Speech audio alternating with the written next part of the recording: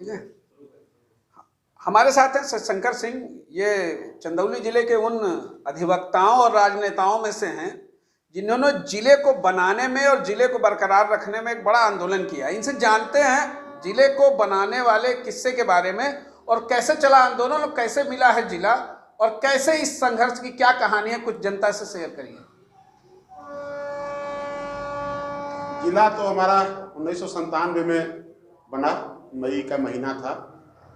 तत्कालीन सरकार ने घोषणा कर दिया, लेकिन राजनीतिक उठापटक की भेंट चढ़ी, कभी मुख्यालय के नाम पर, और बाद में सपा की सरकार आई तो उसने जिले का अस्तित्व ही समाप्त कर दिया। वह 12 जनवरी की काली रात, 12 जनवरी 2004 का दिन था, जिले का अस्तित्व ही समाप्त कर दिया था उस रात को। लेकिन उस समय मैं बाढ़ का महामंत्री था, और महामंत्री होने के नाते मेरी नैतिक जिम्मेदारी बनती थी कि मैं इस जिले के जो अस्तित्व को समाप्त किया गया उसका संघर्ष करूं, और यह मेरी अधिवक्ताओं की भी मुझसे अपेक्षा थी। और क्योंकि मैं राजनीतिक क्षेत्र से जुड़ा था तो स्थानीय जनता की भी, जिले की जनता की भी यह अपेक्षा मुझसे थी। मैंने उस अपेक्षा पर पूरा उतरने का प्रयास किया, और एक लंबा आंदोलन, हमारे पत्रकार साथी उसके साक्षी हैं, काफ़ी अच्छा सहयोग भी रहा उसमें।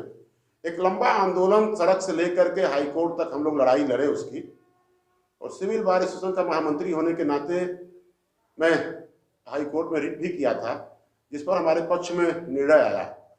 लेकिन सड़क पर जो संघर्ष हुआ उसमें जिले की जनता के द्वारा अभूतपूर्व समर्थन मुझे मिला, और कहीं न कहीं वह भाव जो था, मुझे लगा कि मुझे भी जिले के लोगों के लिए कुछ करना चाहिए। तो मैं उस लिहाज से भी राजनीति के क्षेत्र में अपना कदम थोड़ा और तेजी से आगे बढ़ाया कि जो लोग मुझे विपत्ति काल में इतना ज़्यादा समर्थन दिए, विपरीत परिस्थितियों में सरकार हमारी नहीं थी, और जो सरकार थी आतताई सरकार थी, लाठियां चला रही थी, पत्थर चला रहे थे, कभी कभी गोली की भी स्थिति हो गई थी, गोली भी चल सकती है। ऐसी स्थिति में जो जनता मजबूती से डटी रही, उस जनता के साथ मुझे कदम से कदम मिलाकर चलने की प्रेरणा मिली, और यह मन में भाव आया कि इनकी सेवा करने के लिए मुझे किसी भी स्तर पर जाना होगा तो मैं जाने का प्रयास करूंगा।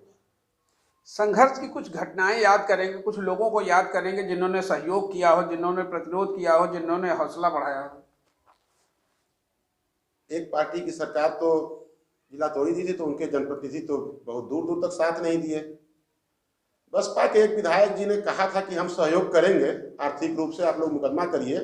मुकदमा हम लोग कर चुके थे, लेकिन अंतिम समय में जब जरूरत पड़ी, वाकई में पैसे की जरूरत पड़ी, तो उन्होंने हाथ खड़ा कर दिया, कहा कि हमारी पार्टी लड़ रही है तो हम अलग से कुछ नहीं करेंगे, आप लोग जो अपना कर रहे हो आप लोग अपना देखिए करिए।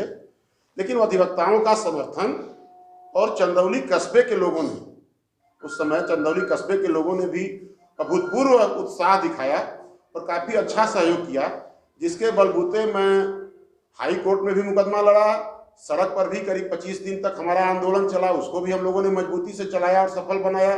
रोज चक्का जाम होता था, 10 बजे से 5 बजे तक एक गाड़ी इधर से उधर नहीं होती थी। एक दिन रेल चक्का जाम हुआ, 10,000 की लगभग संख्या लेकर के पूरे रेलवे ट्रैक पर 6 घंटे तक रेलवे ट्रैक, वो अभी तक मुझे लग रहा है कि रेलवे के इतिहास में और चंदौली के इतिहास में पहली घटना रही कि 6 घंटे तक ट्रैक पर किसी भी गाड़ी का आना जाना नहीं हुआ। तो यह यहाँ की जनता का अभूतपूर्व उत्साह था। बाकी नेताओं की तरफ से बहुत ज़्यादा सहयोग नहीं मिला।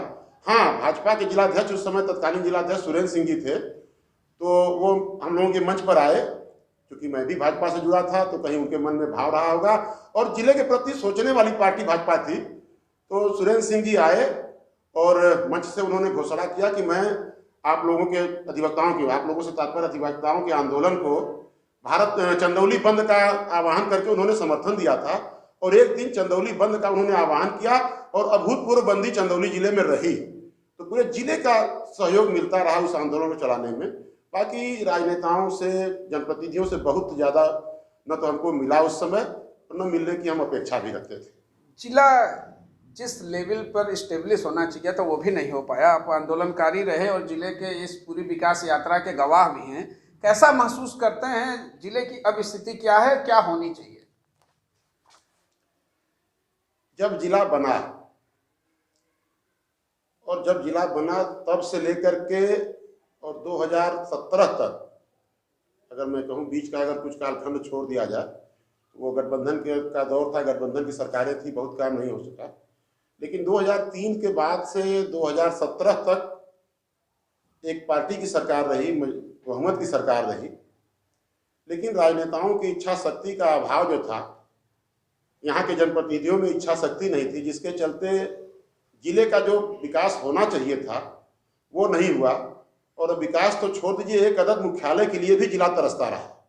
मूलभूत सुविधाएं तो अपनी जगह थी, लेकिन जनता आती थी तो 2 अधिकारियों से मिलना होता था तो 3 किलोमीटर का सफर उनको करना होता था। गरीब जनता इसी में पिस जाती थी, उसको सहयोग नहीं मिल पाता था, वो अपनी बात अधिकारियों तक नहीं पहुंचा पाते थे। लेकिन जब 2014 में डॉक्टर महेंद्र नाथ पांडे जी यहाँ सांसद हुए, बाद में मानव संसाधन विकास मंत्री हुए, तो उन्होंने स्कूलों पर काम किया, कुछ पैसा वगैरह अपना इधर उधर से करके, उनकी क्षमता है, तमाम विभागों से ले लेते हैं, काफ़ी काम शिक्षा के क्षेत्र में किया। और साथ ही मुख्यालय जो जिला मजिस्ट्रेट का कार्यालय है उसके लिए भी उन्होंने अपने कोटे से 22 करोड़ रुपए का मदद किया, जिस पर आज चंदौली में कलेक्ट्रेट का निर्माण हो सका और जनता आती है तो एक छत के नीचे अपनी बातों को अधिकारियों से कह पाती है। तो यह पीड़ा मन में है कि बीच में का जो कार्यकाल बीता उसमें कहीं न कहीं जिले के सर्वांगीण विकास के बारे में जनप्रतिनिधि चिंतित नहीं रहे, और अगर उस पर चिंतन किए होते तो आज जिला जो हमारा चंदौली प्रवेश द्वार है, उत्तर प्रदेश का पूरब का प्रवेश द्वार है, उस अनुरूप हम अभी नहीं बन पाए। जनप्रतिनिधि चिंता किए थे तो उस अनुरूप हम बन चुके होते। लेकिन मैं यह भी भरोसा रखता हूँ कि जो डबल इंजन की सरकार है, फिर डबल इंजन की सरकार ही बनने जा रही है, आने वाले समय में चंदौली निश्चित रूप से पूरब का प्रवेश द्वार, भव्य प्रवेश द्वार बनेगा। ये थे डॉक्टर शंकर सिंह जी, जो बता रहे हैं कि चंदौली जिले का आंदोलन जो उन्होंने शुरू किया था, सोच किया था, आगे बढ़ा तो जरूर, लेकिन आशाओं की जो इन लोगों की उम्मीदें थी उस पर खरा नहीं उतरा।